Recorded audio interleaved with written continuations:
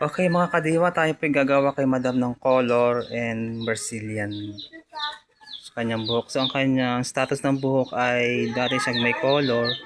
Na ash blonde din po ang color din po dati ni Rena, no? So ayan po, breezy and then dry dahil po sa init. So ngayon naayusin po yung buhok niya. Tignan natin kung ano magiging resulta.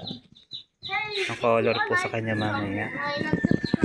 So ayan, bye-bye po.